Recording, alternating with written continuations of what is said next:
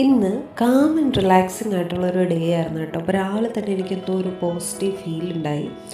ഞാൻ പിന്നെ ഇതൊക്കെ കുറച്ച് നേരം അവിടെ തന്നെ നിന്നിട്ട് ഗോതമ്പ് ദോശ ഉണ്ടാക്കി. ന്യൂട്ടലിലേക്ക് തേച്ച് ഇങ്ങനെ നമ്മൾ ചുരുട്ടി ഒരു റോള് പോലെ ആക്കി കഴിക്കില്ല. അതെനിക്ക് ഭയങ്കര ഇഷ്ടമാണ് ഗോതമ്പ് ദോശയുടെ കൂടെ. അങ്ങനെ കുറച്ച് നേരമൊക്കെ നടക്കാനിറങ്ങി.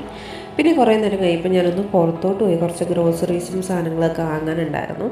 അപ്പോൾ രാവിലെ തന്നെ പോയിട്ട് അത്യാവശ്യം സിറ്റി കോർണറിലോട്ടാണ് കേട്ടോ പോയത്. അവിടെ അത്യാവശ്യം ഓഫറും കാര്യങ്ങളൊക്കെ ഉണ്ടായിരുന്നു. ഈ കാണിക്കുന്നതിന് ഓഫറില്ല കേട്ടോ.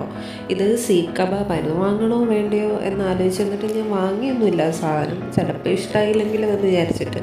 പിന്നെയാണ് ഈ ഇടിയപ്പം ഇരിക്കുന്നുണ്ട്. ഇത് റെഡിമെയ്ഡാണ്. നമ്മൾ ജസ്റ്റ് ഓവനിൽ വെച്ചൊന്ന് ചൂടാക്കി കഴിച്ചാൽ മതി.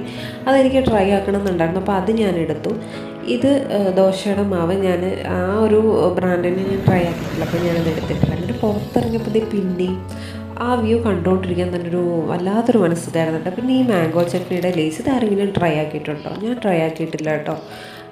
എന്തായാലും അത് ദിവസം ട്രൈ ആക്കണം എന്നുണ്ടായിരുന്നു. പിന്നെ പോയിട്ട് വന്ന് കുറച്ച് ലെബനപ്പ് പൊടിച്ചു. അതുപോലെ തന്നെ ഞാൻ ഉണ്ടാക്കി വെച്ച പുളിശ്ശേരിയും തേങ്ങ അരച്ച് മീൻ കറിയും കൂട്ടി നല്ലോണം അങ്ങോട്ട് ചോറ് കഴിച്ചു.